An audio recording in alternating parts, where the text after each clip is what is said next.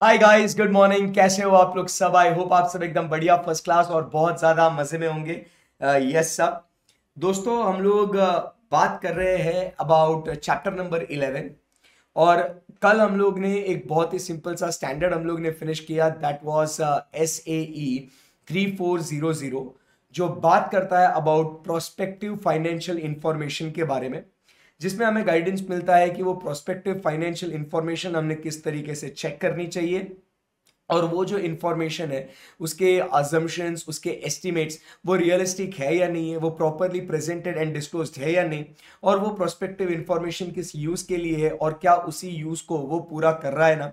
वो सारी चीजें हम लोग ने एग्जामाइन करके अपना रिपोर्ट देना है। उसके बाद हमने ये भी कहा कि जब आप रिपोर्ट दे रहे हो तो उसके अंदर आपने ध्यान में रखना है कि वो रिपोर्ट में आप जब ओपिनियन देते हो उसमें आपने ऐसा नहीं कहना है कि उसके रिजल्ट्स आप गारंटीड है कि अचीव होंगे करके। You are not suppose to vouch for its accuracy, ऐसा हमने बातचीत करी थी। Yes sir. सो अब यहां से हम लोग जो है आगे बढ़ते हैं। ऐसे ही 3400 में बात होने के बाद अब अपन चर्चा करते हैं अगला स्टैंडर्ड SAE 3402, जो बात करता है about assurance report of what the controls which are present at the service organisation. तो क्या है इस स्टैंडर्ड में, आइए जरा हम लोग इसको समझते हैं। देखो बच्चों, सबसे पहले यहां पे जो है ना, ये एक ऑर्गेनाइजेशन है। ठीक है, ध्यान से सुनना। ये एक ऑर्गेनाइजेशन है, ठीक है। और दूसरी ऑर्गेनाइजेशन ये यहां पे है। ठीक है, क्या बना दिया ये सर? सो ये एक दूसरी ऑर्गेनाइजेशन, ठीक है। सो इसको अपन बोलते हैं, इस ऑर्गेनाइजेशन को एज यूजर एंटिटी। इस ऑर्गेनाइजेशन को अपन क्या बोलेंगे? This organisation is called as what? User entity. And इस ऑर्गेनाइजेशन को अपन बोलेंगे एज व्हाट? Service organisation. क्या बोलेंगे इसको अपन? Service organisation. ठीक है ना? यस। सो अब क्या होता है यहां पे, ये सर्विस ऑर्गेनाइजेशन जो है, ये इस यूजर एंटिटी को सर्विस प्रोवाइड करती है। ठीक है, ये इस सर्विस ऑर्गेनाइजेशन इस यूजर एंटिटी को सर्विस प्रोवाइड करती है। ठीक है, जैसे फॉर एग्जाम्पल अपन कहे कि पेरोल मैनेजमेंट, या ही जो अपन कहते हैं ह्यूमन रिसोर्स मैनेजमेंट। ठीक है ना? कौन प्रोवाइड कर रहा है? ये सर्विस ऑर्गेनाइजेशन मैनेज कर रही है ये। तो सर्विस ऑर्गेनाइजेशन ये यूजर एंटिटी को ये काम प्रोवाइड कर रही है। करेक्ट एकदम? Yes sir. तो अब क्या होता है ना, यहां पे इस ऑर्गेनाइजेशन के, किसके? सर्विस ऑर्गेनाइजेशन के कंट्रोल्स सही से काम कर रहे हैं या नहीं कर रहे, ये जानना है। बराबर? तो ये कंट्रोल्स सही से काम कर रहे हैं या नहीं कर रहे हैं, ये चेक करने के लिए user entity, sorry, service organisation क्या करेगी? एक ऑडिटर को हायर करेगी, जिसको अपन बोलते हैं सर्विस ऑर्गेनाइजेशन का ऑडिटर। सर्विस ऑर्गेनाइजेशन समझाना कौन है? जो अपना क्लाइंट, यूजर एंटिटी जो है ना, उसको सर्विस प्रोवाइड कर रही है। तो ये सर्विस ऑर्गेनाइजेशन क्या करेगी? एक ऑडिटर को हायर करेगी और कहेगी इस ऑडिटर से कि भाई, तू जो ये कंट्रोल्स है ना हमारे ऑर्गेनाइजेशन के अंदर लगे हुए हैं, इस कंट्रोल्स के ऊपर तू क्या कर, एक रिपोर्ट प्रोवाइड कर कि सर्विस ऑर्गेनाइजेशन के कंट्रोल्स कैसे हैं, वो अच्छे हैं या नहीं है। और उसके हिसाब से क्या कर, तू ये रिपोर्ट तू प्रोवाइड कर, ठीक है। किसको? किसको रिपोर्ट प्रोवाइड कर? यूजर एंटिटी को, यूजर एंटिटी को और यूजर एंटिटी के ऑडिटर को, ताकि क्या हो जाए, ये लोग अपने को काम दे या ना दे वो डिसाइड कर सके, या वो ऑडिटर जो है अपना ऑडिट का nature, timing and extent decide कर सके। ध्यान से सुनना वापस से। ये ऑडिटर है, ये ऑडिटर है। यस सर, ये ऑडिटर किसका ऑडिटर है? सर्विस ऑर्गेनाइजेशन का। ये ऑडिटर आएगा और चेक करेगा कंट्रोल्स सर्विस ऑर्गेनाइजेशन के, जो यूजर एंटिटी को सर्विस प्रोवाइड कर रहा है। ये कंट्रोल सही से काम कर रहे हैं या नहीं कर रहे हैं, उसके ऊपर वो क्या करेगा? एक रिपोर्ट बना देगा, मस्त एक रिपोर्ट बनाएगा कि कंट्रोल सही से काम कर रहे हैं या नहीं कर रहे। और वो रिपोर्ट वो किसे देगा? नंबर 1 वो रिपोर्ट देगा यूजर एंटिटी के ऑडिटर को, एंड नंबर 2 यूजर एंटिटी को। अब आप पूछेंगे कि सर ये सर्विस ऑर्गेनाइजेशन का ऑडिटर यूजर एंटिटी को और यूजर एंटिटी के ऑडिटर को रिपोर्ट क्यों देगा? देखो, इस ऑडिटर को क्या होता है, इस ऑडिटर को अपना ऑडिट का नेचर, टाइमिंग और एक्सटेंट डिसाइड करना है, बराबर है? Yes sir. और इस यूजर एंटिटी को काम देना या नहीं देना वो डिसाइड करना है। तो इसीलिए ये सर्विस ऑर्गेनाइजेशन के ऑडिटर की report on the controls of service organisation ये देना है। तो ऐसे केस में क्या हो जाता है, ऐसे केस में क्या हो जाता है, ये जो सर्विस ऑर्गेनाइजेशन का ऑडिटर है, इसने ये कंट्रोल्स को कैसे एग्जामाइन करना, कैसे उन कंट्रोल्स के ऊपर रिपोर्ट देना, ये इसके लिए वो यूज करेगा SAE 3402, बराबर है। और जब ये यूजर एंटिटी का ऑडिटर ये उसकी रिपोर्ट यूज करता है, तो उसको ध्यान में रखना है क्या? तो उसको ध्यान में रखना है जो हमने पहले स्टैंडर्ड पढ़ा था, वो कौन सा? Standard on auditing 402। समझ में आया आपको? ऐसा किसको कौन सा स्टैंडर्ड एप्लीकेबल है, समझ में आया अभी आपको? ये बकायदा यहाँ पे कंट्रोल्स को चेक करेगा। ये क्लियर है एकदम? यस, परफेक्ट है। आगे बढ़ते हैं यहां से अपन। क्या लिखा हुआ है? SAE 3402 deals with what? The assurance engagement undertaken by a professional accountant in public practice। मतलब ये वाला ऑडिटर सर्विस ऑर्गेनाइजेशन का, टू प्रोवाइड अ रिपोर्ट किसको? For use of, to provide a report for use of, कौन use करने वाला है? The use of user entity and their auditor. मतलब ये यूज करने वाले ऑडिटर और user entity on the controls at service organisation that provides service to the user entities that is likely to be relevant to the user entities internal control as it relates to financial reporting। जैसे payroll, इसके controls अपने लिए important है क्योंकि ये payroll अपने user entity का financial reporting के लिए रेलेवेंट है, और इसीलिए FR के लिए रेलेवेंट है। इसीलिए यूजर एंटिटी को भी वो चेक करना है और वो ऑडिटर को भी चेक करना है। समझ में आया आपको? Yes sir. It complements SA 402 in that reports prepared in accordance with the SAE are capable of providing appropriate evidence under SA 402। SA 402 में अपन सर्विस ऑर्गेनाइजेशन के ऑडिटर का रिपोर्ट अपन कंसीडर करते हैं as an audit evidence. Yes sir. So this is what is basically theme of SAE 3402। समझा क्या आपको? तो ये फोकस करना कि कौन सा स्टैंडर्ड किसके लिए एप्लीकेबल हो रहा है यहां पे। सर्विस ऑर्गेनाइजेशन का ऑडिटर कंट्रोल्स चेक करेगा सर्विस ऑर्गेनाइजेशन के, उसके ऊपर रिपोर्ट बनाएगा और वो देगा किसे? यूजर एंटिटी को और यूजर एंटिटी के ऑडिटर को। वो कंट्रोल्स ऐसे होंगे which will be relevant to the financial reporting of user entities. समझ में आया?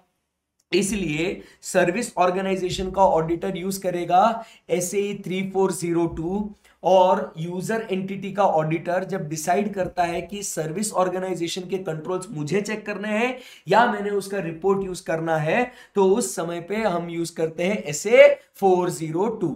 Good sir, very good. चलो, scope of this essay, once you now understand the basic theme, now we go ahead and talk about the scope of this essay। अभी बहुत आसान है एकदम। it applies only when, ये कब apply होता है? It applies only when service organization is responsible for or otherwise able to make assertion about design of controls, बराबर है. It does not deal with assurance engagement to report only on whether controls at service organization are operated, or to report only on service organization other than those related to the service that is likely to relevant to the user entity's internal control as it relates to financial reporting. For example, controls that affect user entities production or quality control. बराबर है. एक तो financial reporting से है ही है, साथ ही साथ प्रोडक्शन और क्वालिटी कंट्रोल के भी है, तो वो अपने को देखने का है. फिर से एक बार रीड करते हैं.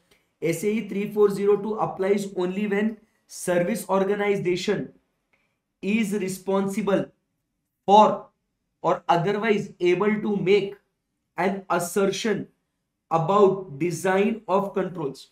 एक तो सर्विस ऑर्गेनाइजेशन जिम्मेदार है या उनके कंट्रोल्स वो डिजाइन करते हैं, आई बात समझ में, तभी आपका SAE 3402 एप्लीकेबल होगा. समझेगा बात को?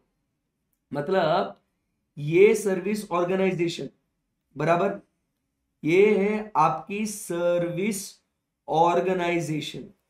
ये सर्विस ऑर्गेनाइजेशन दो बातें करती है. एक तो it is responsible for controls at user entity, और it is designing controls at user entity. बराबर है, तभी ये SAE 3402 एप्लीकेबल होगा. बराबर है. It does not deal with assurance engagements to report only on whether control at service organization is operated as described, or to report only on controls at service organization other than those related to service that is likely relevant to user entities internal control as it relates to financial reporting. For example, controls that affect user entities production or quality or control. तो उसके लिए ये applicable नहीं है. Read करो इसको, समझो इसको, बॉडी के अंदर जाने दो.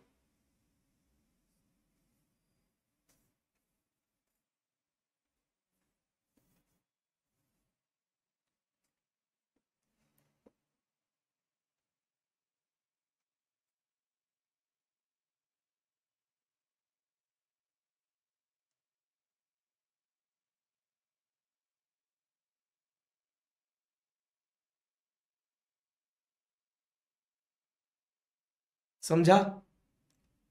सो it is not responsible, sorry, it is only responsible, only it is applicable only when ये दो चीजों के लिए है. Otherwise it is not applicable to specifically report on the controls की वेदर इट इज ऑपरेटिंग और नॉट, और other than the financial reporting controls वो चल रहे हैं या नहीं चल रहे. सिर्फ इसके लिए वो एप्लीकेबल नहीं है. समझ में आया? यस. चलिए अभी फटाफट what is service organisation, fast fast read करते हैं इसको. Service organisation refers to third party organisation और segment that provides services to user entities that is likely relevant to the user entity's internal control as it relates to financial reporting. User entity कौन है? User entity refers to the entity that uses a service organization.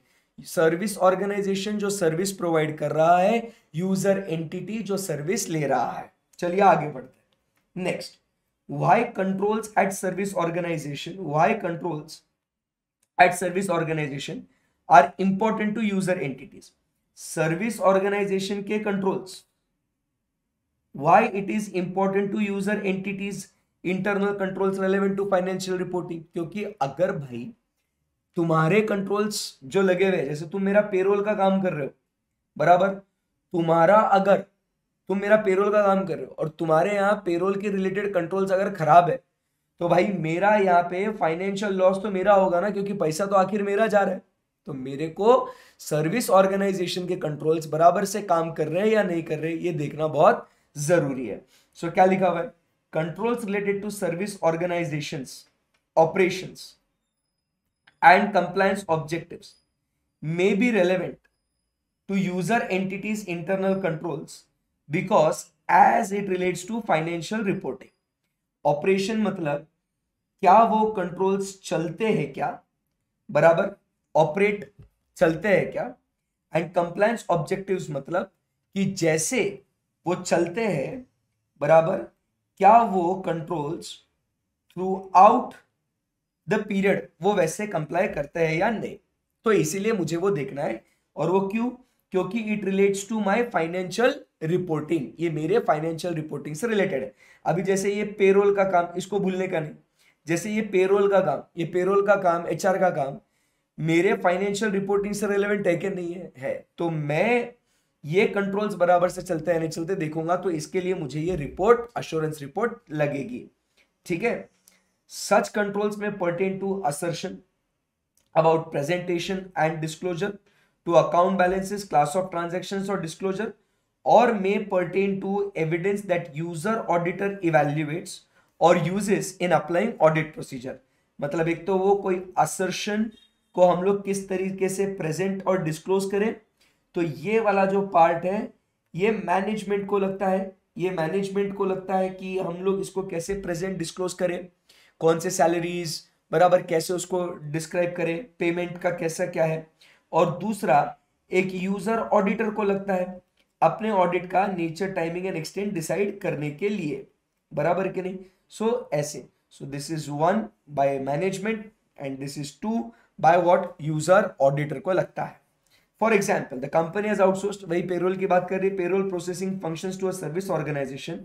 The service organization is responsible for the accurate preparation of payrolls and timely remittance of statutory dues to the government authorities.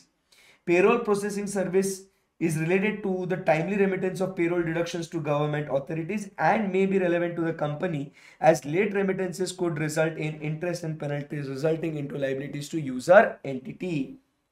सही है।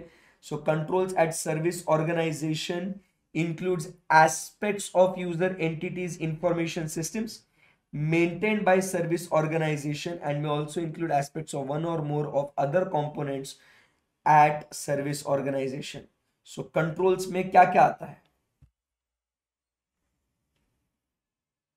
Controls at service organization, जब भी हम लोग कहते हैं कि controls at service organisation, तो कौन से कंट्रोल्स आते हैं एट सर्विस ऑर्गेनाइजेशन?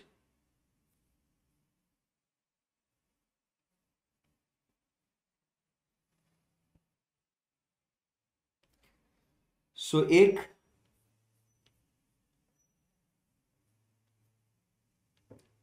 एस्पेक्ट्स मतलब areas of user entities information system, मतलब वो इंफॉर्मेशन को किस तरीके से कैप्चर करते हैं, कैसे रिकॉर्ड करते हैं, बराबर। तो उनके लिए हम लोग काम करते हैं। मतलब जैसे आज कोई अपने को सॉफ्टवेयर प्रोवाइड करता है, बराबर है, कोई हम लोग किसी के पेमेंट गेटवेज यूज करते हैं, बराबर है। जैसे आज हम लोग ईज बस देखते हैं, तो ये क्या है, पेमेंट गेटवे है। तो ईज बस ये क्या है, एक पेमेंट गेटवे है। मतलब आप लोग, मैं आपको कैसे समझाऊं, आपको अच्छे से समझाता हूं। एसपीसी के पोर्टल पे आपने एडमिशन लिया, आपने पे किया, और आपने जो पेमेंट किया वो हमारे बैंक अकाउंट में आया। तो वो ट्रांजैक्शन को फैसिलिटेट करने के लिए एक पेमेंट गेटवे चाहिए कि इस वेबसाइट पे पेमेंट करोगे तो हमारे ही अकाउंट में आना चाहिए। वो उसको रूट करने के लिए एक एजेंसी लगती है, उसको हम लोग कहते हैं पेमेंट गेटवे, बराबर है। तो ईज़बस ये एक पेमेंट गेटवे है, बराबर है। तो उस वो कंट्रोल्स डिजाइन करता है हमारे लिए कि कैसे आपका इंफॉर्मेशन कैप्चर हो, रिकॉर्ड हो, प्रोसेस हो, ये सब। तो वो कंट्रोल्स ईज़बस के अपने लिए रेलेवेंट है कि नहीं है, वो उसके लिए क्या कंट्रोल्स लगाता है मेरे को देखना पड़ेगा कि नहीं। नहीं तो मेरे को एडमिशन बच्चा ले रहा है बट मेरे को सारा पैसा नहीं आया, तो ये। और दूसरा क्या कहता है, the controls at service organisation, मतलब तुम्हारे यहां बकायदा कंट्रोल्स, तुम मेरे लिए जब कोई इंफॉर्मेशन सिस्टम सेट कर रहे हो, तुम कर रहे हो मेरे लिए इंफॉर्मेशन सिस्टम सेट, तो उसके लिए तुमने क्या कंट्रोल्स लगाए वो भी मेरे लिए रिलेवेंट है, और तुम्हारे यहां पे क्या कंट्रोल्स है वो भी रिलेवेंट है। तो ये कंट्रोल्स एट सर्विस ऑर्गेनाइजेशन का ये मतलब होता है। क्लियर है? तो वेनेवर जब हम लोग आगे पढ़ेंगे कंट्रोल्स एट सर्विस ऑर्गेनाइजेशन, तो इसका मतलब ये होगा। So controls at service organisation includes aspect of user entity, aspect of user entities information system maintained by service organization।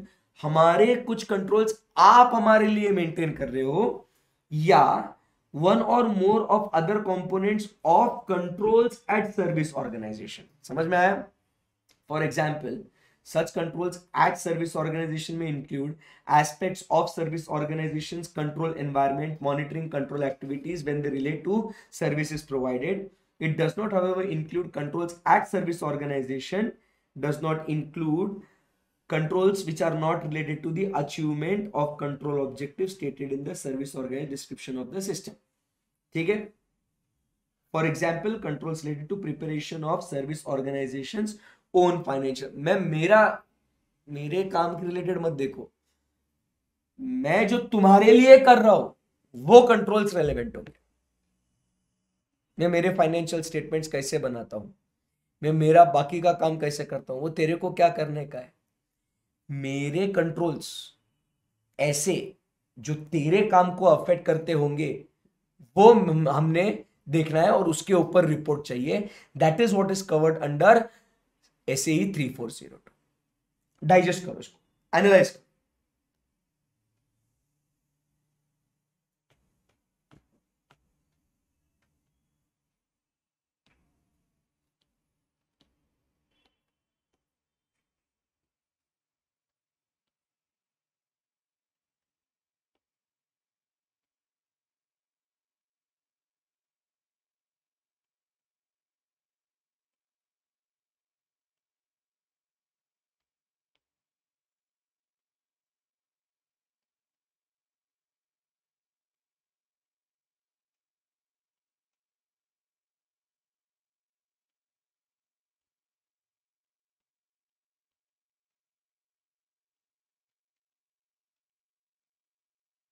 अगर सर्विस ऑर्गेनाइजेशन कंट्रोल्स डिजाइन कर रही है यूजर एंटिटी के लिए, तो वो अपने लिए रिलेवेंट है, बराबर है। और इनके यहां पे जो कंट्रोल्स है, इनके यहां पे जो कंट्रोल्स है, जो किसके लिए रिलेवेंट है, जो यूजर एंटिटी के लिए रिलेवेंट है, बराबर। इनके यहां के कंट्रोल्स जो यूजर एंटिटी के लिए रिलेवेंट है वो अपने को देखने का है। ये कंट्रोल्स, बराबर है। ये क्या लिखा है यहां पे, ये क्या लिखा हुआ है, वन और more aspects of other components of internal control at service organisation, जो अपने काम से रिलेटेड है, उनके ऑब्जेक्टिव्स को अचीव करने के लिए जो कंट्रोल्स लगाया है वो रेलेवेंट नहीं है अपने को, वो कंट्रोल्स नहीं देख रहे। सो ये दो कंट्रोल्स की हम लोग बात कर रहे हैं, ठीक है। This is 1 and this is 2। In controls के ऊपर दिस प्लस दिस के ऊपर अपने को क्या चाहिए, अश्योरेंस रिपोर्ट चाहिए।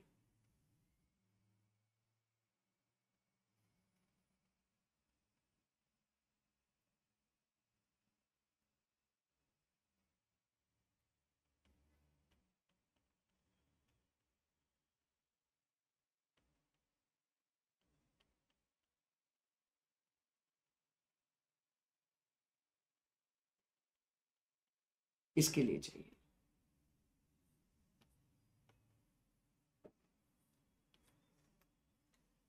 Got it?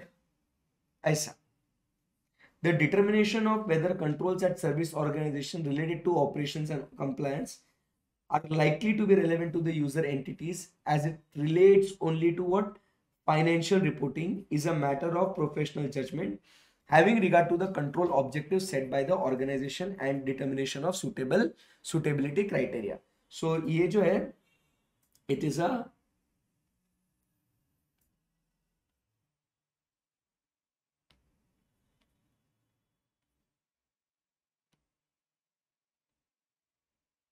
It is a matter of professional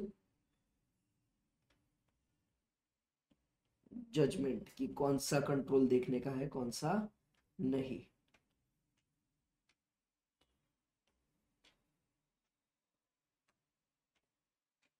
चल, सो ये बातें जो है फटाफट जो हमने अभी ये जो लिखा है इतना इतना ये इसको स्क्रिबल करो इसको, फिर आगे बढ़ते हैं कौन क्या है।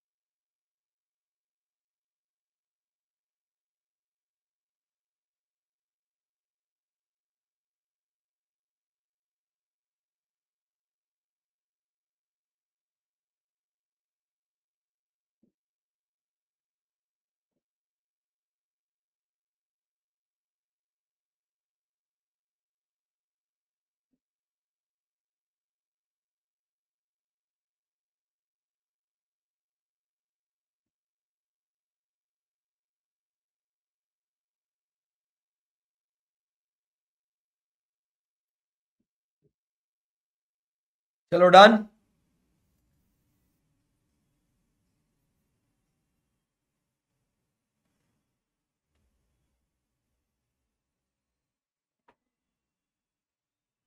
चलो, so let's proceed now. User auditor and service auditor कौन है ये पता है अपने को? User auditor refers to the auditor who audits and reports of what user entity. Service auditor कौन है? Professional accountant in public practice who at the request of service organisation provides assurance report on controls at service organisation, कि service organisation के controls बराबर से चल रहे हैं या नहीं चल रहे। सो अब जो भी हम लोग काम कर रहे हैं ये सर्विस ऑडिटर के लिए बात कर रहे हैं, ठीक है।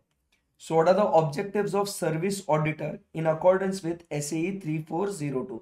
सर्विस ऑडिटर के बारे में काम काज हो रहा है, क्योंकि यूजर ऑडिटर जब इसको रिपोर्ट यूज करता है तो यहां पे वो यूज करता है एसए नंबर 402, ठीक है। सो क्या क्या है, व्हाट आर द ऑब्जेक्टिव्स, फटाफट इसको क्लोज करते हैं इसको। टू ऑब्टेन रीजनेबल अश्योरेंस, उसका ऑब्जेक्टिव क्या समझ में आया ना? अभी ये लिखो, साथ में लिखो, ये सर्विस ऑडिटर है, ये सर्विस ऑर्गेनाइजेशन है, इसके अंदर कंट्रोल्स है। ये बंदा आएगा, चेक करेगा ये controls at service organisation. And controls at service organisation का मतलब मीनिंग अपन ने डिफाइन करा हुआ है ऑलरेडी। इसका मीनिंग अपन ने डिसाइड किया है, what do we mean by controls at service organisation, कि एक तो वो आपकी इंफॉर्मेशन सिस्टम को डिजाइन करने के लिए हेल्प करता है वो, या उसके कंट्रोल्स जो आपके फाइनेंशियल रिपोर्टिंग से रेलेवेंट हो वो, सो उसके ऊपर आएगा और ये रिपोर्ट देगा। सो इसके लिए उसको चाहिए रीजनेबल अश्योरेंस, ठीक है। इसको चाहिए रीजनेबल अश्योरेंस, क्या कि the service organization description of the system fairly present the system is as designed and implemented throughout the specified period or the specified date in case of a type 1 report. So reasonable assurance क्या चाहिए अपने को? Number one, कि जो controls है बराबर वो properly designed, not only designed but properly implemented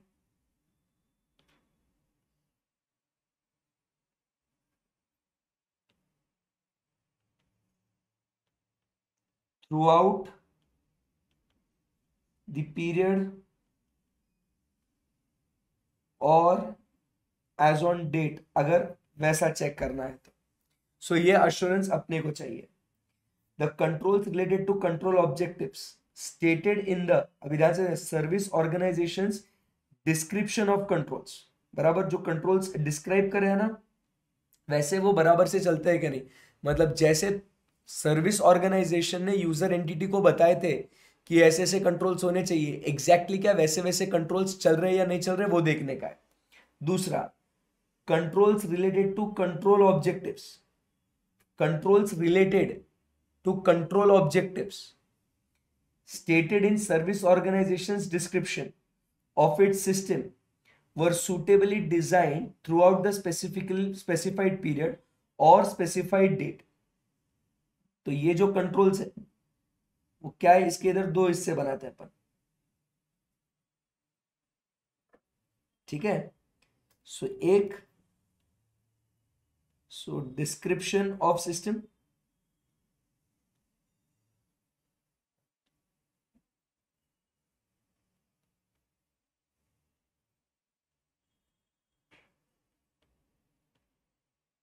जैसा डिस्क्राइब किया था अपने सिस्टम हमारे यहाँ पे वो वैसा चल रहा है नहीं चल रहा।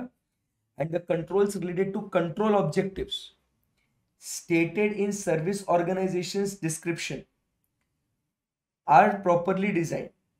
So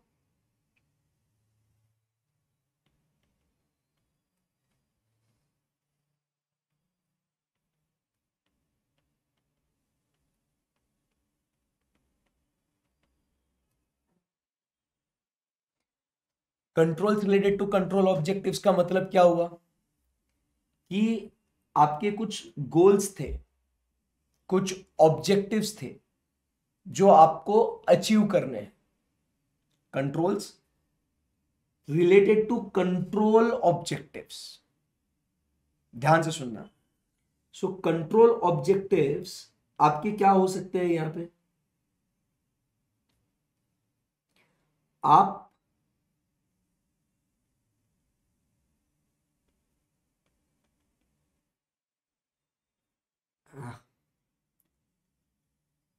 accurate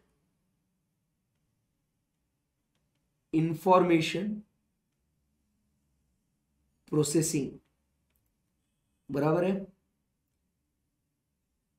proper recording of transactions etcetera, ये आपके क्या है? कंट्रोल्स के ऑब्जेक्टिव्स है, आपको वो अचीव करने हैं। तो ये कंट्रोल्स के ऑब्जेक्टिव्स को अचीव करने के लिए आपने सुटेबल कंट्रोल्स डिजाइन करने चाहिए कि नहीं? बराबर है। तो ये कंट्रोल्स बराबर से डिजाइन और इंप्लीमेंट हुए नहीं हुए, एक तो जैसा आपने डिस्क्रिप्शन ऑफ सिस्टम दिया था वैसा वो बराबर से डिजाइन और इंप्लीमेंटेड है या नहीं वो देखना है। और दूसरा, जो कंट्रोल्स जो आपने लगाए हैं आपके ऑब्जेक्टिव्स को अचीव करने के लिए, तो क्या वो कंट्रोल्स भी बराबर से डिजाइंड है ना, फॉर अ पीरियड और अ डेट। वापस से पढ़ो, the service organization description of the system fairly presents the system is designed and implemented. Number two, the controls related to control objectives. Controls related to control objectives which are stated in the description कि हम लोग ऐसे से ये objectives को achieve करने के लिए हम लोग वो कंट्रोल्स लगाएंगे। तो क्या वो कंट्रोल्स भी बराबर से आपने डिजाइन करे हैं या नहीं करे हैं? And were included in the scope of engagement, whether the controls are operated effectively to provide the reasonable assurance that control objectives stated in the service organization's description were achieved throughout the specified period. So अब ये जो controls है जो properly design और implement करे गए हैं, next अपने को क्या देखना है? Plus we also have to see, plus we also have to see, अरे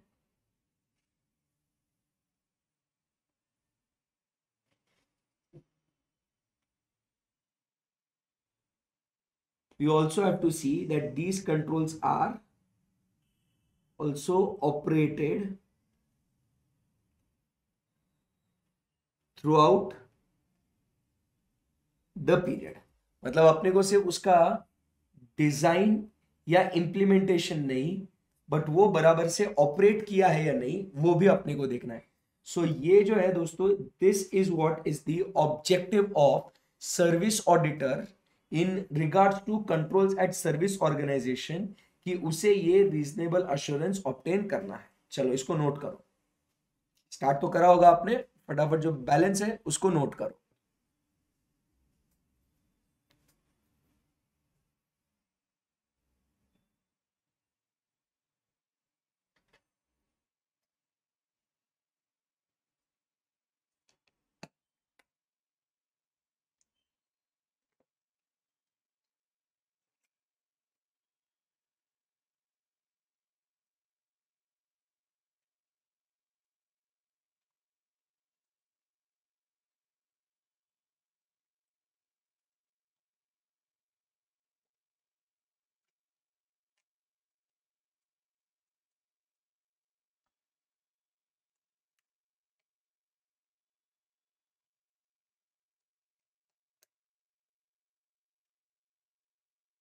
चलो हरी आप, लास्ट 30 सेकेंड्स।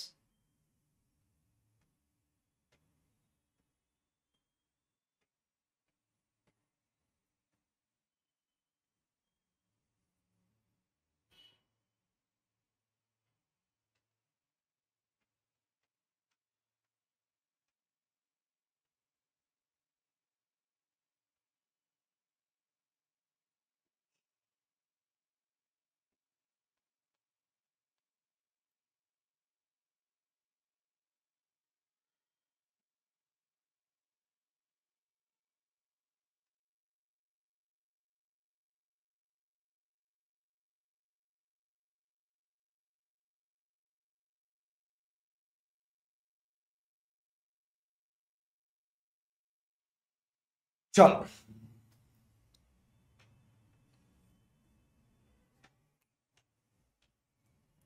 बढ़िया ना, पूरा ये स्टैंडर्ड्स बहुत डिटेल में पढ़ो भाई। ये पूरा फाइनल का पेपर है केस स्टडीज बेस्ड, और ये स्टैंडर्ड्स आपको ध्यान में रखना है कि कौन सा कैसे केस में एप्लीकेबल होगा, कहाँ 402, कहाँ ऐसे ही 3402। अभी ये वाला जो है टाइप 1 टाइप 2 रिपोर्ट्स के बारे में बात करते हैं। ये हमने ऐसे 402 में भी पढ़ा था, शायद आप भूल गए होंगे, तो एकदम आराम से ध्यान से पढ़ना है, इसको इजी है, ध्यान में रखना है। टाइप 1 report,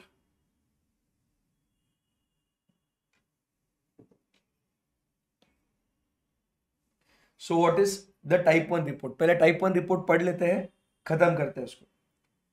the service organisations description of the system, it comprises of what? Step by step description कि सिस्टम कैसा है हमारा,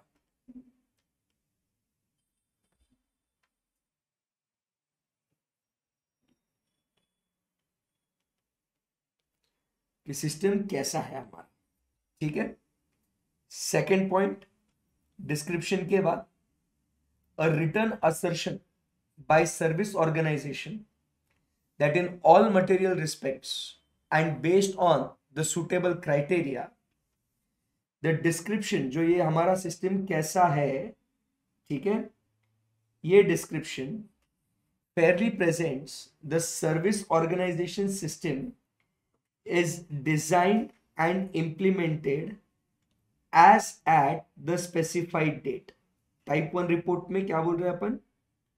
it is as at specified date, कि भाई उस रिपोर्ट में लिखा जाएगा, पहले डिस्क्रिप्शन है और फिर उसमें लिखा जाएगा उस रिपोर्ट में लिख के कि बाबा ये जो डिस्क्रिप्शन है fairly presents the service organization system as properly designed and implemented, कि बराबर से डिजाइन और इंप्लीमेंट किया है एज ऑन द डेट। मैंने सर्कल किसको किया है, ध्यान में रखना, डेट को, ठीक है। And the controls related to the control objectives, जो हमने बात करी थी, stated in the service organization description, the controls related to control objectives, ठीक है। कंट्रोल ऑब्जेक्टिव्स को अचीव करने के लिए, कंट्रोल्स के गोल्स को अचीव करने के लिए हमने कुछ कंट्रोल्स लगाए थे, तो क्या वो कंट्रोल्स भी सुटेबली डिजाइन है ना as at the specified date, ठीक है। ये प्रॉपरली डिजाइंड है या नहीं, ये हम लोग देख रहे हैं as at the specified date. So designed, implemented and design. तो फर्स्ट डिस्क्रिप्शन देने का, टाइप 1 रिपोर्ट में डिस्क्रिप्शन देने का, उसमें रिटर्न स्टेटमेंट देने का, रिटर्न असर्शन कि अब वो जो कंट्रोल्स है, जो डिस्क्रिप्शन हम लोग दे रहे हैं, it is fairly designed and implemented, and controls related to control objectives, achievement of control objectives, वो भी बराबर से डिजाइंड है, ठीक है, वो कंट्रोल ऑब्जेक्टिव्स को अचीव करने के लिए। सो थर्ड पॉइंट क्या कहता है, इस सब पे सर्विस ऑडिटर्स अश्योरेंस रिपोर्ट, बराबर है, टाइप 1 रिपोर्ट में सर्विस ऑडिटर क्या करेगा, ये अश्योरेंस रिपोर्ट देगा that conveys the reasonable assurance about the matters referred to in 2। क्या हुआ, 2 में जो लिखा गया है वो वैसा बराबर से हुआ है या नहीं। क्लियर है एकदम? Yes sir. So first point क्या है यहां पे, टाइप 1 रिपोर्ट में डिस्क्रिप्शन, सेकंड जो कंट्रोल्स है,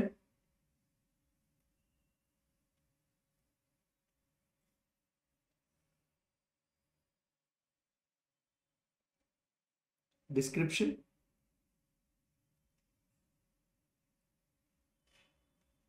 is properly designed, implemented, controls related to control objectives are also what properly designed, और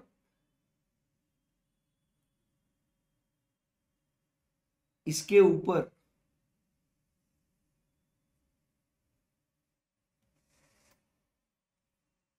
अपने को देना है रिपोर्ट कि ये सब काम बराबर से हुआ है ना। क्लियर है एकदम? Yes. So this is type 1 report, but important बात इसके अंदर जो है ये लिखा है एज ऑन डेट, ये इसको भूलना नहीं, एज ऑन डेट। ठीक है। So type 1 report is a report on description and design of controls at service organisation. So इधर अपन क्या देख रहे हैं कि डिजाइन, इंप्लीमेंटेड डिजाइन, तो डिजाइन सिर्फ बराबर हुआ है कि नहीं हुआ, एज ऑन डेट वो अपन देख रहे हैं। So that is only the focus of what, the type 1 report. तो टाइप 1 रिपोर्ट में क्या दिया आपको समझ में आया, डिजाइन।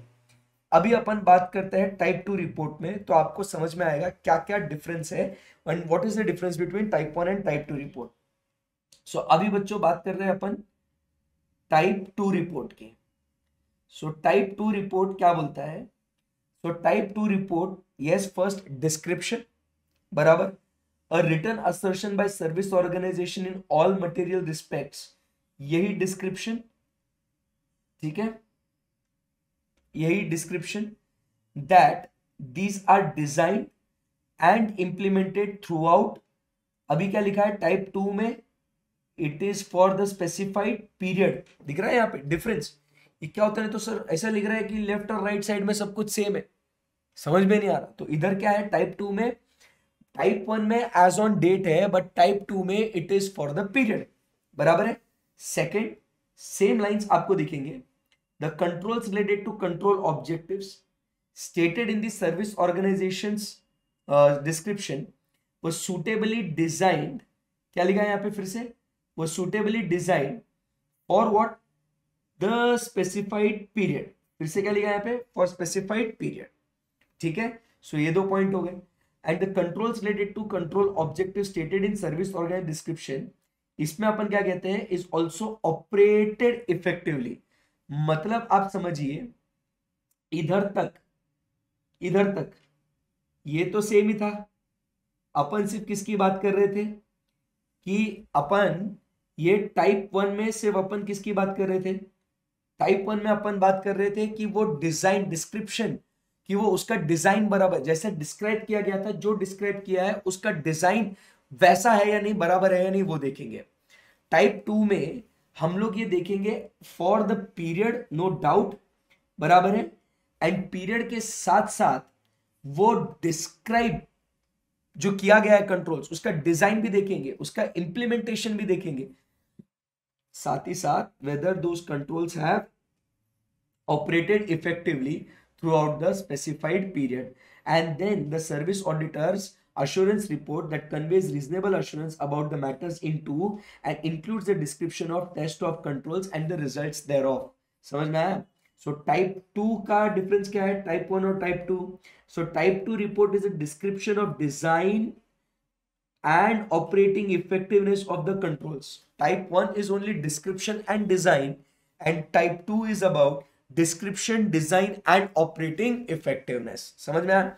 सो आपको ये ध्यान में रखना है कि टाइप 1 रिपोर्ट का ऑब्जेक्टिव क्या है और टाइप 2 रिपोर्ट का ऑब्जेक्टिव क्या है। जब आपको टाइप 1 रिपोर्ट देना होता है तो उसमें आपको जो कंट्रोल्स है, वो कंट्रोल के ऑब्जेक्टिव्स को अचीव करने के लिए जो कंट्रोल्स है उसका डिजाइन और इंप्लीमेंटेशन बस आपको देखना है और उसके ऊपर रिपोर्ट देना है। टाइप 2 में डिजाइन, इंप्लीमेंटेशन वो तो देखना ही है, प्लस वो controls through out the period बराबर से काम करे या नहीं करे वो भी देखना है। क्लियर है एकदम? अभी क्या होता है, डिस्क्रिप्शन एंड डिजाइन ये सिर्फ एज ऑन डेट देखते हैं ना, उस दिन पे क्या मामला है।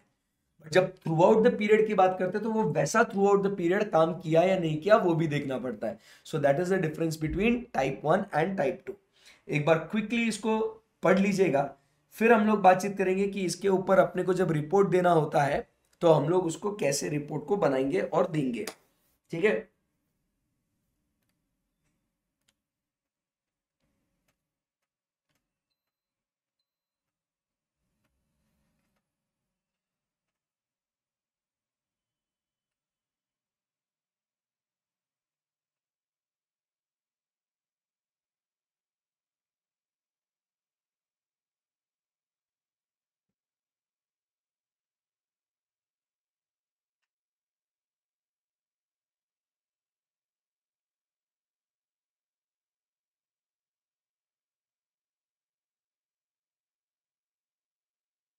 कैसे पढ़ो रहे हो उसको?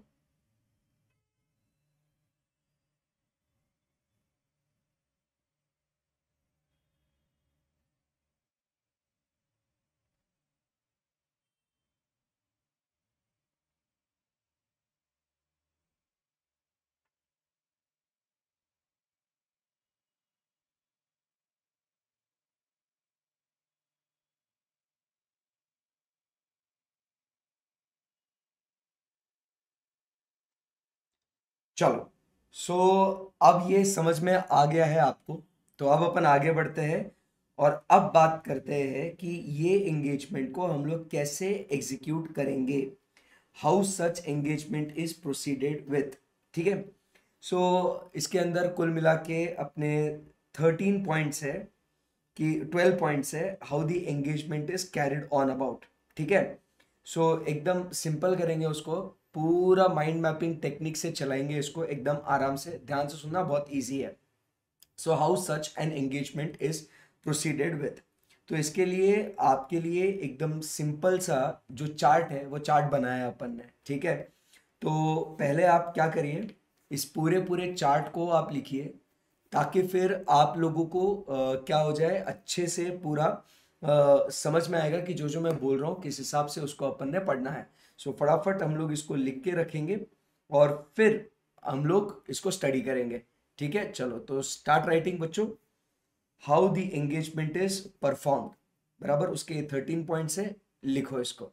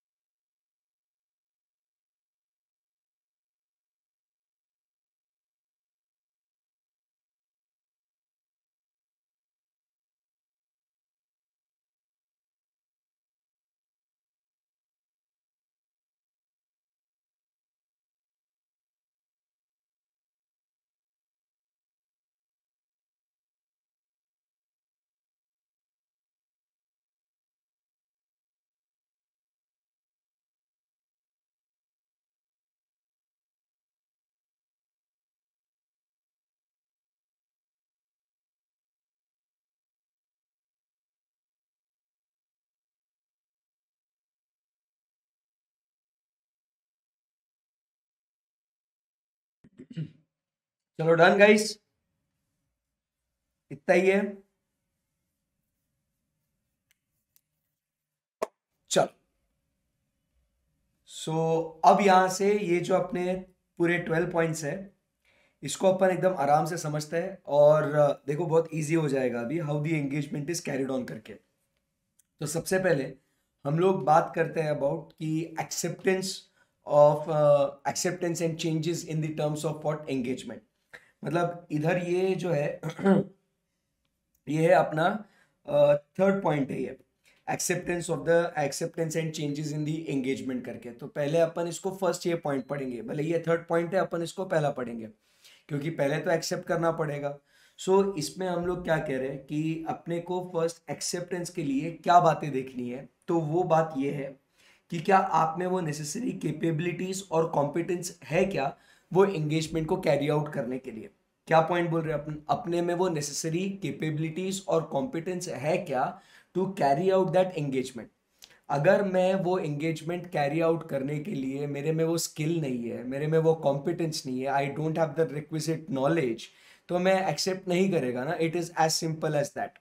So first point, before accepting such engagement, it has to be ensured that the service auditor has necessary capabilities and the competence to carry out the particular engagement. He also needs to ensure that, दूसरा point क्या कहता है, competence capability है। दूसरा point क्या कहता है, उसको लगने वाला जो क्राइटेरिया, जो एंगेजमेंट जिसको अपन ये कर रहे हैं ना, सर्विस ऑर्गेनाइजेशन के कंट्रोल्स जो हम लोग देख रहे हैं, दैट क्राइटेरिया जो अप्लाई करना है, जिसके बेसिस पे हम लोग को वो पूरा काम इवैल्यूएट करना है, हमें देखना है कि this criteria should be suitable and will be available. ये क्राइटेरिया सूटेबल होना चाहिए एंड अवेलेबल होना चाहिए to the user entity and its auditors. Moreover, the scope of the engagement and the service organization's description of the system will not be limited, that they are unlikely to be useful। समझा बात को।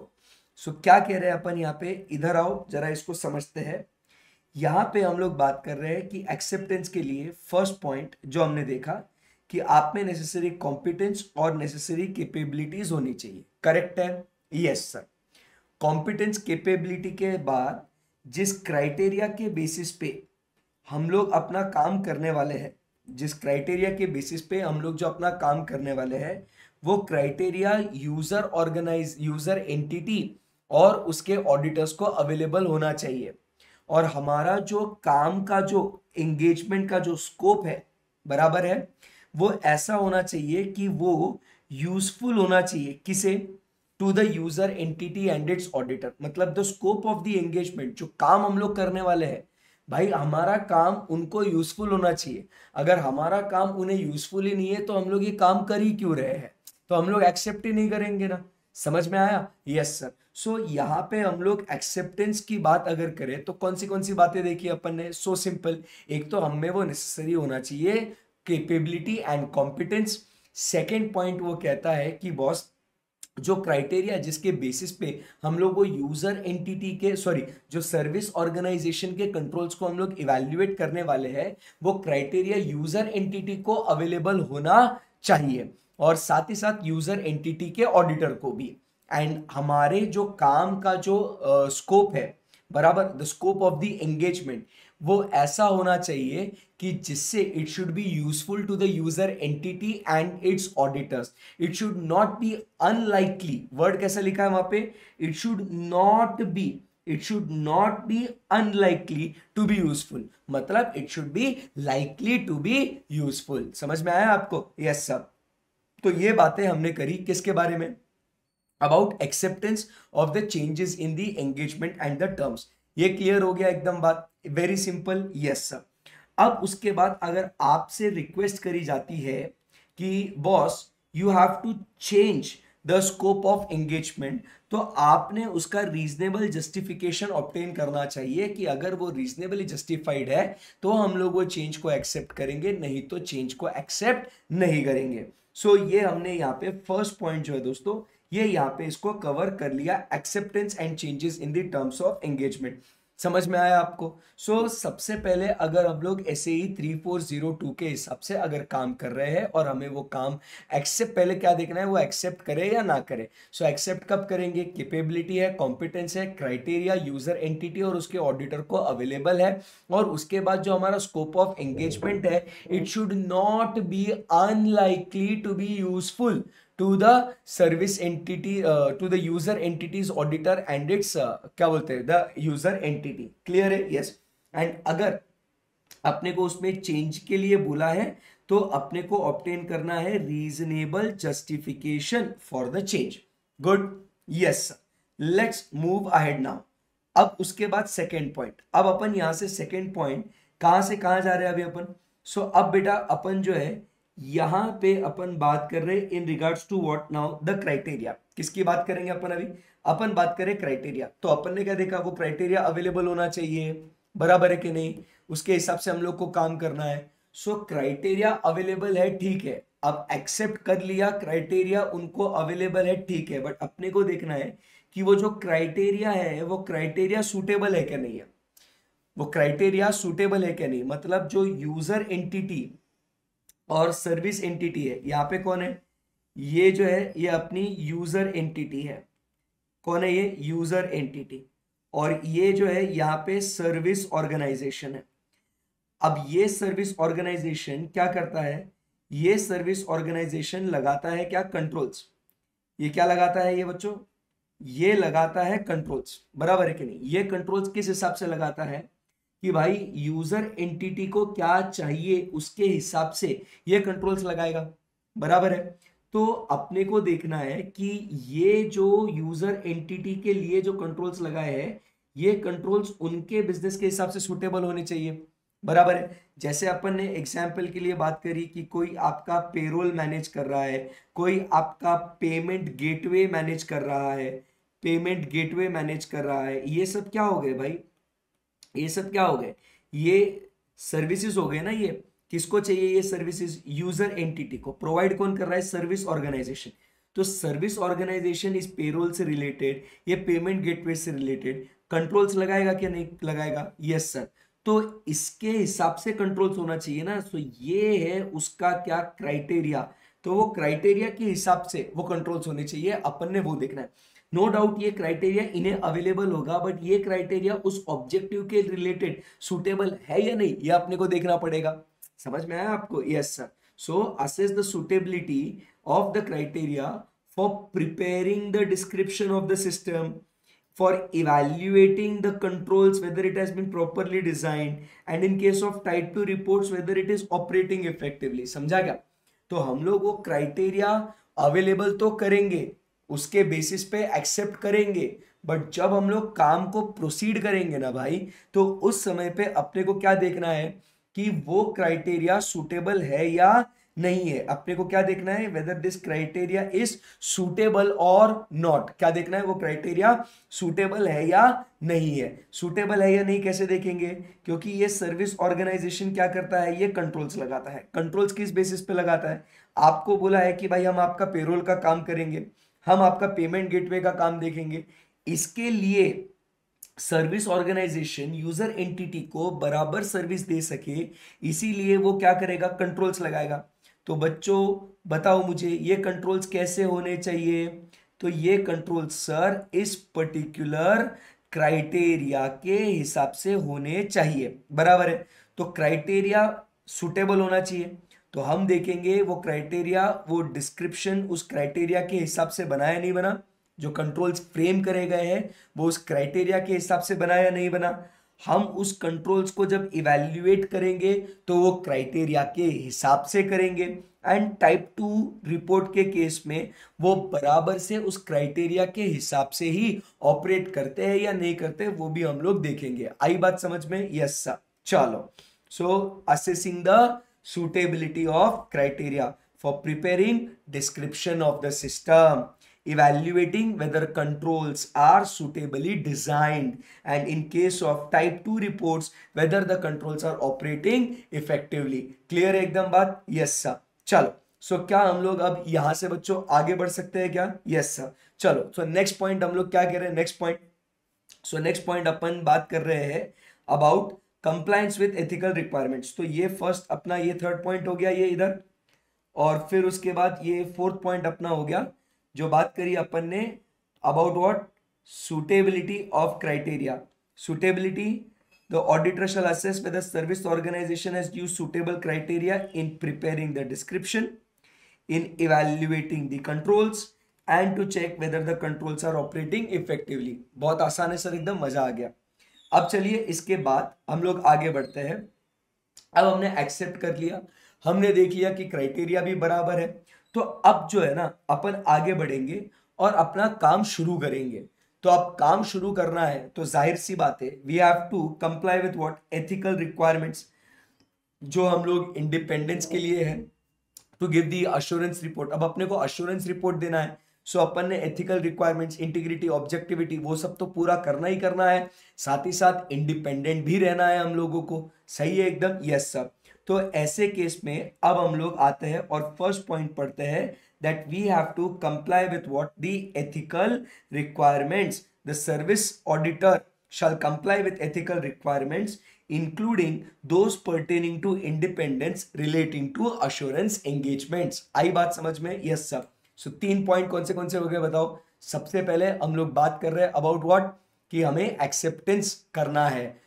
सही है, acceptance करने के बाद second point हम लोग बात करेंगे determining the suitability of the criteria, and अगर क्राइटेरिया भी सुटेबल है तो थर्ड पॉइंट अपन बात कर रहे हैं compliance with ethical requirements. Clear है? Okay okay, next. अब उसके बाद क्राइटेरिया सही है, एथिकल रिक्वायरमेंट्स को भी फॉलो करेंगे, यस सर। अब जब काम करने जाएंगे तो हमें यह देखना है कि सर्विस ऑर्गेनाइजेशन के अंदर मैनेजमेंट कौन है और दोस्त चार्ज विद गवर्नेंस कौन है। अभी काम करने का ना अपने को, तो अपने को डिटरमाइन करने का है कि बॉस इस ऑर्गेनाइजेशन के अंदर, सर्विस ऑर्गेनाइजेशन के अंदर मैनेजमेंट कौन है और दोस्त चार्ज विद गवर्नेंस कौन है। अब आप ये पूछेंगे कि सर अब वो क्यों डिटरमाइन करें, तो भाई हम लोग को किसी ना किसी से इंक्वायरी करना पड़ेगा, रिप्रेजेंटेशंस रिक्वेस्ट करने पड़ेंगे, कम्युनिकेट करना पड़ेगा, इंटरैक्ट करना पड़ेगा, इंफॉर्मेशन कलेक्ट करनी पड़ेगी, एक्सप्लेनेशन लेने पड़ेंगे। तो हमने वो नेसेसरी पर्सन्स को आइडेंटिफाई करना है कि जिससे हम लोग क्या करें, ये इंफॉर्मेशन कलेक्ट कर सके। अंडरस्टूड? तो यहां पे हम लोग क्या करें, we have to determine the management and those charged with governance बराबर and communication with them, that is जिससे हम लोग इंक्वायर कर सके, रिटर्न रिप्रेजेंटेशंस रिक्वेस्ट कर सके, उनसे कम्युनिकेट करे एंड अदरवाइज इंटरैक्ट करे। सो वो नेसेसरी पर्सन्स, वो अप्रोप्रिएट पर्सन्स हम लोग को आइडेंटिफाई करने हैं within the organisation. Clear है? Yes sir. सो बेटा कौन से पॉइंट्स हो गए? एक्सेप्टेंस के पॉइंट में हमने क्या देखा, तो सर एक्सेप्टेंस के पॉइंट में सबसे पहले हमने बात करी कि हमें कैपेबिलिटीज और कॉम्पिटेंस है क्या। क्लियर है? Yes sir. सेकेंड पॉइंट हमने देखा कि वो क्राइटेरिया क्या वो यूजर एंटिटी को और उनके ऑडिटर्स को अवेलेबल है क्या। नंबर 3 हमने देखा कि इस क्राइटेरिया के बेसिस पे, बराबर है, ये सब तो ठीक है, बट हमने क्या देखा कि भाई वो क्राइटेरिया, वो जो अपना स्कोप ऑफ एंगेजमेंट है, it is not limited to be unlikely to the user entity and its auditor. जो हमारा एंगेजमेंट का जो स्कोप है वो उनके काम में आना चाहिए। अगर उनके काम में नहीं आए तो वो काम परफॉर्म करके भी क्या मतलब है। समझ में आया आपको? Yes sir. और अगर आपसे चेंजेस अगर बोले गए हैं तो आप क्या वो चेंजेस को एक्सेप्ट करेंगे? अगर रीजनेबल जस्टिफिकेशन होगा तो। सो ये हो गया। अब फिर अपने को देखना है सुटेबिलिटी ऑफ द क्राइटेरिया। अब क्राइटेरिया सुटेबल होना चाहिए किसके लिए? एक तो वो डिस्क्रिप्शन बनाने के लिए, उस डिस्क्रिप्शन के हिसाब से इवैल्यूएट करने के लिए, और टाइप 2 रिपोर्ट की अगर बात करें तो उसके ऑपरेटिंग इफेक्टिवनेस को इवैल्यूएट करने के लिए। गुड है एकदम? Yes sir. फिर हम लोग क्या करेंगे, एथिकल रिक्वायरमेंट्स को फॉलो करेंगे including what, independence, and then we go ahead and talk about कि अप्रोप्रिएट पर्संस को आइडेंटिफाई करना है, मैनेजमेंट, टीसीडब्ल्यूजी, जिससे हम लोग इंक्वायर कर सके, कम्युनिकेशंस, इंटरैक्शंस या रिटर्न रिप्रेजेंटेशंस रिक्वेस्ट कर सके। सही है एकदम? Yes sir. अब ये बातें जब सर हो गई है, समझ में आ गया है, तो अब हम लोग क्या करेंगे, स्टेप बाय स्टेप ये पूरा काम जो है ना अब हम लोग करेंगे। ये जो है 5 6 7 8 9 10 11, ये मतलब ऐसा डोमिनो इफेक्ट है, स्टेप बाय स्टेप ये पूरा काम करना है। तो इसलिए आपको दिख रहा है यहाँ पे 5 6 7 8 9 10। अब ये सर्विस ऑडिटर को, इधर ये दिख रहा है छोटू सा सर्विस ऑडिटर, ये सर्विस ऑडिटर को अब ये पूरा काम करने का है भाई, स्टेप बाय स्टेप। तो पहले अपन हेडिंग्स को ध्यान में रखते हैं, हेडिंग्स को ध्यान में रखने के बाद फिर अपन क्या करते हैं, अंदर का कंटेंट हम लोग पढ़ लेते हैं। खत्म हो गया ना भाई, 12 point, so easy, very simple. तो सबसे पहले अगर हम लोग को काम करना है तो हम लोग ने क्या डिसाइड करना चाहिए सर, तो सबसे पहले we have to determine what, materiality. Materiality set करना पड़ेगा, बराबर, क्योंकि अपन ने अभी तक जो पढ़ा था वो याद है, वो फेयरनेस की बात कर रहे थे, फेयरनेस इन डिजाइन, फेयरनेस इन इवैल्यूएटिंग, बराबर, फेयरनेस इन ऑपरेटिंग। तो वो फेयरनेस के लिए, वेदर इट इज फेयर और नॉट, तो उसके लिए हम लोग डिटरमाइन करते हैं क्या बच्चा, materiality. So we have to talk about what, the materiality. So determination of materiality. So materiality एक बार डिसाइड कर ली, सो अब अंडरस्टैंडिंग लेने का, understanding of what, understanding of the system की कैसा आपने बनाया है, बराबर है। तो वो अंडरस्टैंडिंग लेने के बाद एविडेंस लेने का कि क्या वो उसके हिसाब से डिस्क्राइब करा गया है क्या, क्राइटेरिया के हिसाब से, क्या कंट्रोल्स उसके हिसाब से डिजाइन करे गए हैं क्या, और क्या वो कंट्रोल्स इफेक्टिव है क्या, ये सब अपने को देखना है। सो पहले मटेरियलिटी, सिस्टम को समझो, सिस्टम को समझने के बाद उसका एविडेंस ऑब्टेन करो कि डिस्क्रिप्शन बराबर, मतलब वो स्ट्रक्चर बराबर से है क्या नहीं, उसका डिजाइन ऑफ कंट्रोल्स, उसका इफेक्टिवनेस ऑफ कंट्रोल्स, वो सब देखना है। सो आते हैं यहाँ पे determination of what, materiality. When planning and performing the engagement, the service auditor shall consider what, materiality with respect to fair presentation of description, the suitability and design of controls। क्योंकि अपने को क्या बोल रहा है वो, fair presentation देना ना, वो description, suitability, controls का operating, वो सब अपने को materiality के हिसाब से देखना है। ये होने के बाद नेक्स्ट पॉइंट अपन बात करते हैं, we obtain the understanding of what, service organization का system। The service auditor shall obtain understanding of the service organization systems including controls that are included in the scope of engagement। तो understanding लेने का next point it talks about, we have to obtain the evidence regarding description। the service auditor shall obtain and read service organization's description and evaluate whether the aspects of the description included are fairly presented। बराबर है, जो aspects मतलब जो areas है description के अंदर, वो सारे एरियाज फेयरली कवर करे गए हैं या नहीं। Then next point we talk about is obtain the evidence regarding design of controls, बराबर, whether it is able to achieve the control objectives, बराबर है, stated in the service organisations description. तो ये जो डिस्क्रिप्शन में है उसके हिसाब से अपने को क्या देखना है, उस कंट्रोल्स का डिजाइन, ताकि वो कंट्रोल ऑब्जेक्टिव्स को अचीव कर सके। Then next point, evidence regarding, अब डिजाइन बराबर है, अब वो बराबर थ्रू आउट द पीरियड चलते हैं या नहीं वो भी देखना पड़ेगा। So we have to test those controls, right, to achieve the control objectives and assess their operating effectiveness throughout the period. मतलब डिस्क्रिप्शन वो सारे एरियाज को कवर करता है, ये देखने का, ठीक है, बट वो एरियाज को कवर करता है, बट क्या वो उस ऑब्जेक्टिव्स को अचीव करने के लायक आपने कंट्रोल्स बनाए हैं क्या। हाँ सर, वो डिजाइन भी बराबर है, तो डिजाइन बराबर है तो क्या वो ऑपरेट भी करते हैं क्या थ्रू आउट द पीरियड, ये भी अपने को देखने का है when we talk about in case of type 2 reports. Clear है। एंड देन अगर आप इंटरनल ऑडिटर यूज कर रहे हो, if they have, so we have to obtain the understanding of the responsibilities of internal audit function and the activities performed in order to determine whether उनका काम अपने लिए relevant to the engagement है या नहीं, तो उनका काम अपन यूज कर सकते हैं या नहीं कर सकते। एंड लास्ट में you ask for written representations. तो रिटर्न रिप्रेजेंटेशंस किस चीज के लिए मांगेंगे, कि तुमने जो डिस्क्रिप्शन बनाया वो सही है क्या नहीं, क्या आपने हमें सारी जानकारी दी क्या, और अगर तुम्हें किसी चीज के बारे में भनक पड़ी है कि you have not complied with the laws and regulation, या कहीं कंट्रोल्स आपके काम नहीं करे, कोई ऐसा इंस्टेंस है, या कहीं पे आपको डिजाइन के डेफिशिएंसीज मिल रही है, या तो कहीं पे भी सब्सिक्वेंट इवेंट हुआ है डिस्क्रिप्शन बनाने के बाद, कुछ यूजर एंटिटी और सर्विस ऑर्गेनाइजेशन के बीच में ऐसा कुछ हुआ कि जिसकी वजह से डिस्क्रिप्शन चेंज हो सकता है, तो उसके बारे में आप हमें जानकारी दीजिए। तो उसको लेके हम लोग क्या करेंगे, रिटर्न रिप्रेजेंटेशंस लेंगे। So asking for written representations to reaffirm the description. Reaffirm मतलब कंफर्म करना, रीअफर्म मतलब कंफर्म करना। Provide all the information and access as agreed and disclose non-compliance with laws, deficiencies where controls have not operated and subsequent events। और subsequent events फिर यही आता है, the auditor shall inquire with service organization whether they are aware of any subsequent events। बराबर के नहीं, तो अपने को चेक करना है।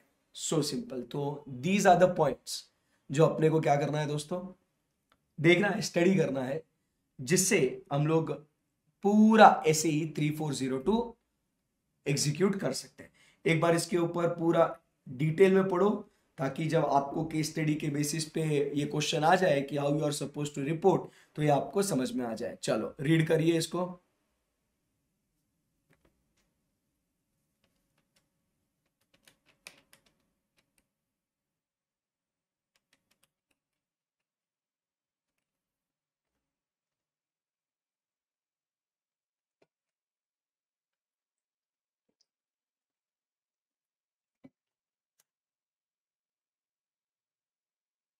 हाइलाइटेड पॉइंट्स क्विकली पढ़िए,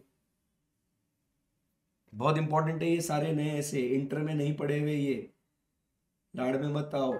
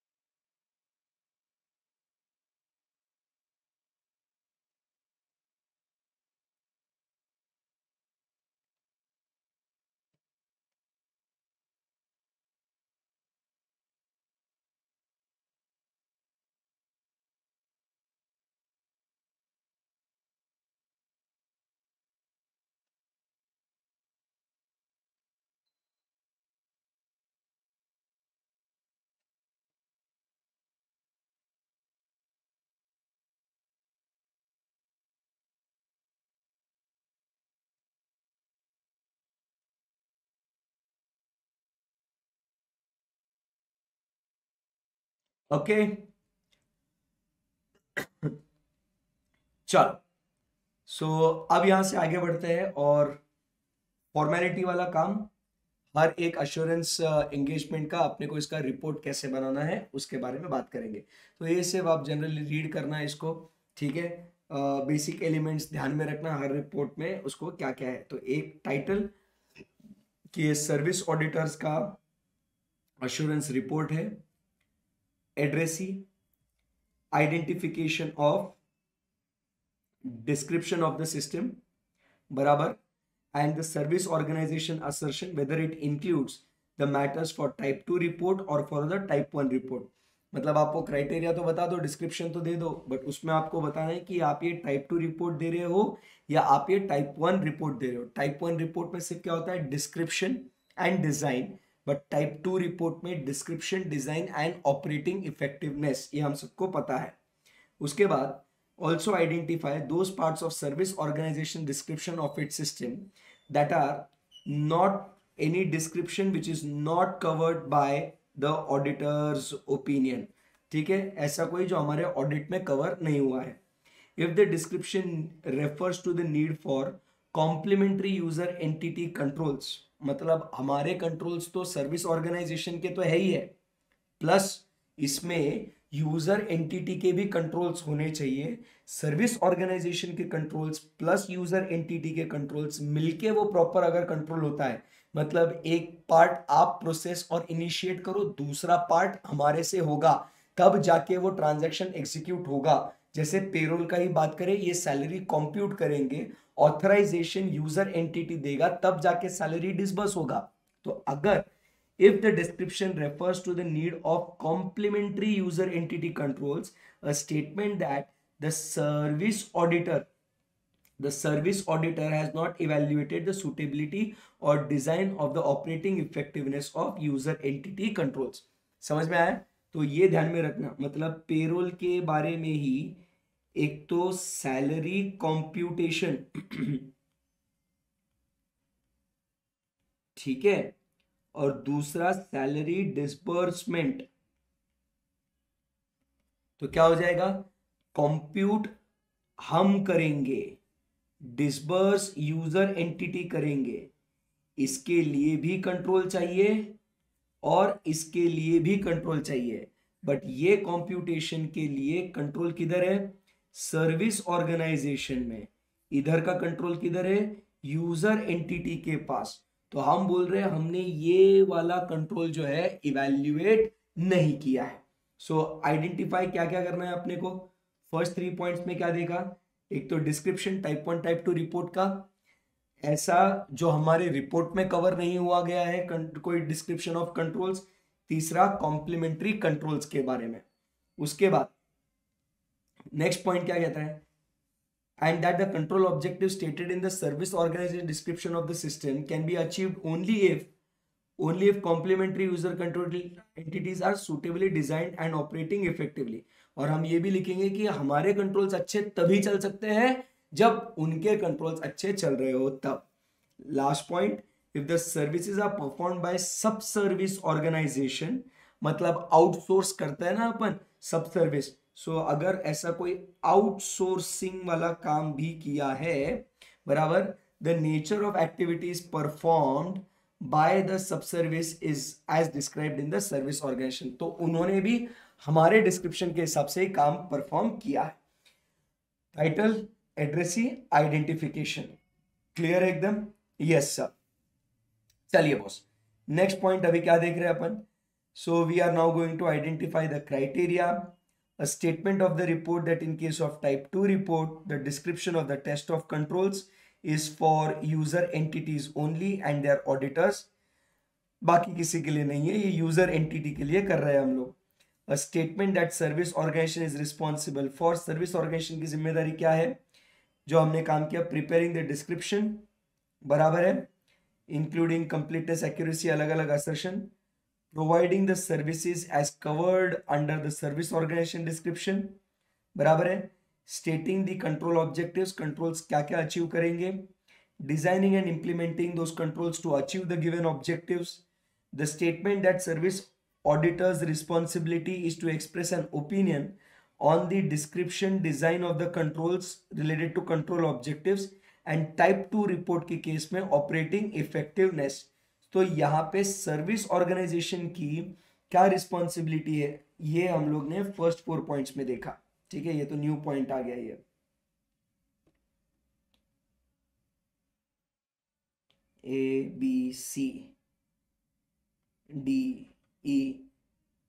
ABCDEF, a service organization is responsible for these 4 points. Then we talk about is G, कि इधर सर्विस ऑडिटर्स रिस्पॉन्सिबिलिटी। ठीक है, सो ऑर्गेनाइजेशन की रिस्पॉन्सिबिलिटी और ऑडिटर की responsibility. engagement was performed according to this, summary of auditors procedures, limitations of controls, auditor's opinion expressed in positive form on whether all material respects based on suitable criteria। तो ये अपना opinion. तो ये opinion पे आते हैं, पहले ये आप HIJ ये पॉइंट आप पढ़ो, इजी है।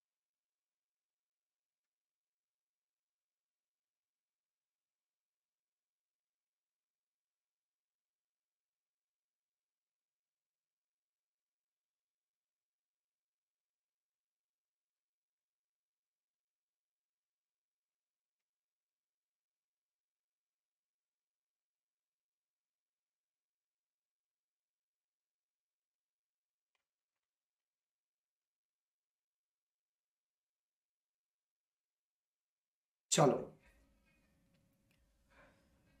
अब ओपिनियन की बात करते हैं। अगर हम लोग टाइप 1 रिपोर्ट दे रहे हैं तो अपना ओपिनियन कैसा होगा, एंड टाइप 2 रिपोर्ट अगर दे रहे हैं तो ओपिनियन कैसा होगा। So in case of type 2 report, in case of type 1 report. So let's study. Type 2 में क्या क्या देखते हैं? Description, design and implementation throughout the specified period. बराबर है, design implementation. The controls related to control objectives stated in the service organization were suitably designed throughout the specified period।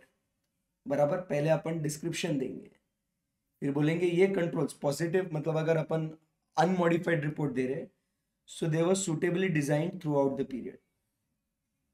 Then the controls tested to provide the necessary assurance have operated effectively throughout the specified period। Clear है एकदम?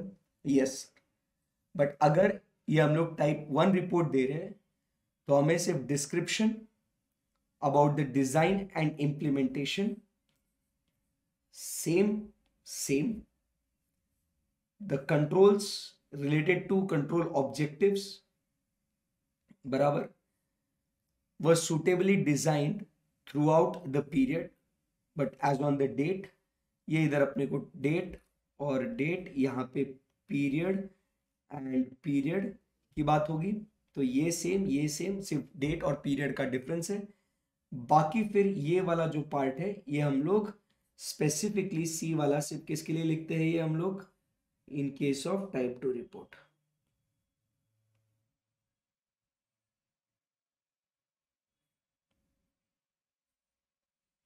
Understood? Yes. फिर उसके बाद date, sign, place, दोनों opinions को पढ़ लो, क्या क्या लिखना है।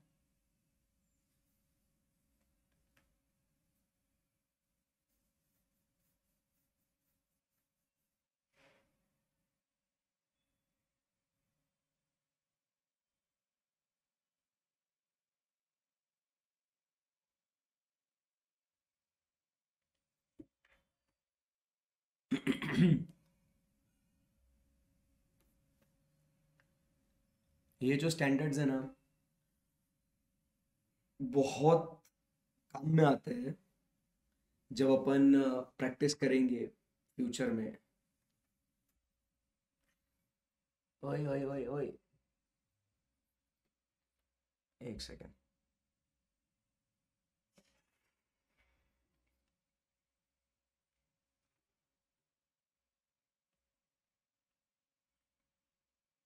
वन सेकेंड ना।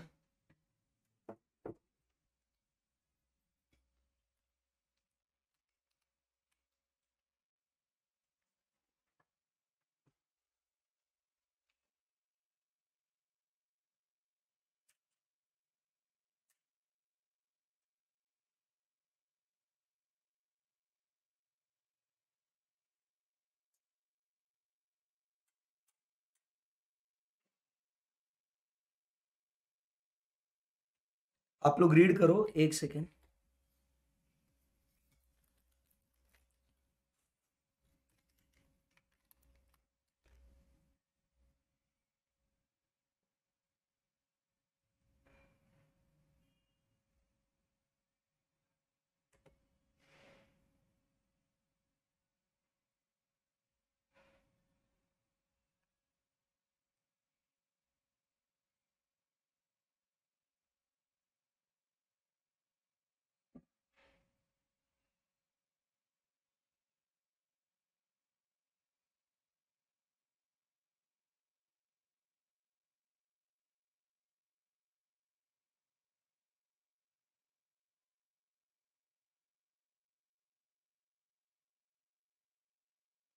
चलो, पढ़ लिया आपने?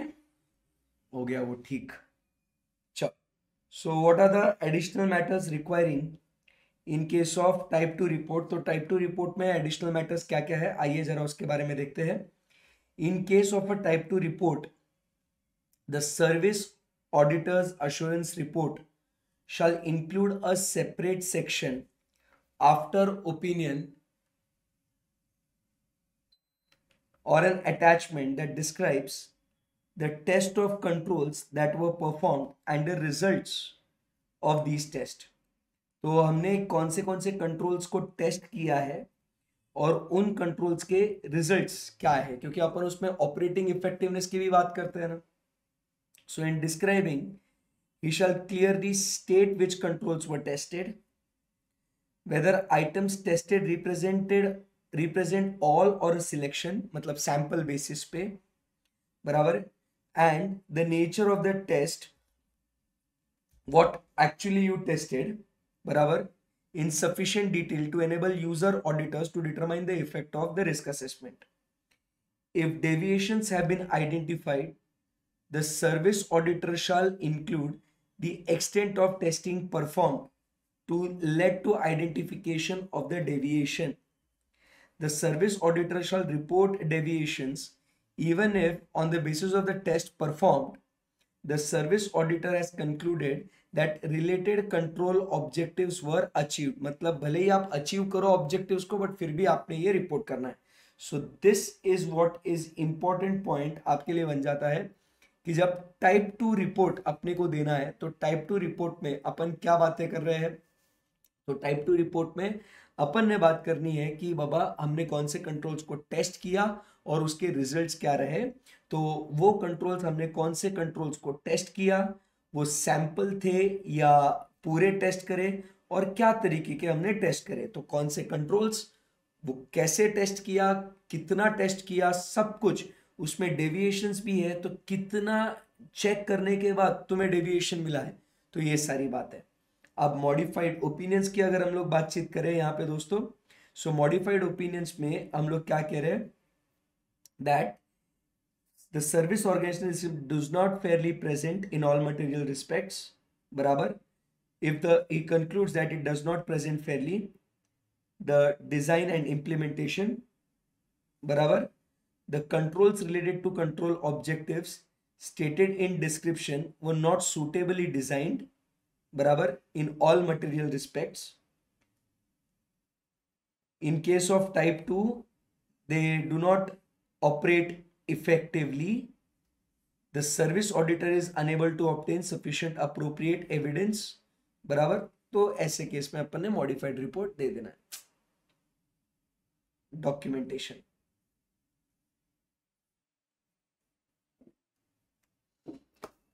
Done.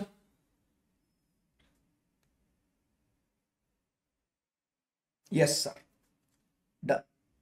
So this is what is SAE 3402 बच्चों, जो 402 SA को कॉम्प्लीमेंट करता है. SAE 3402 हम लोग कल बात करेंगे अगले सेशन में, जो होगा SAE 3420, जो बात करता है about proforma financial information which is included in the prospectus.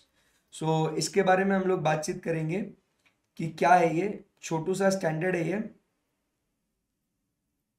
ठीक है, इतना भी छोटा नहीं है काफी है. 6-7 पेजेस का है ये स्टैंडर्ड.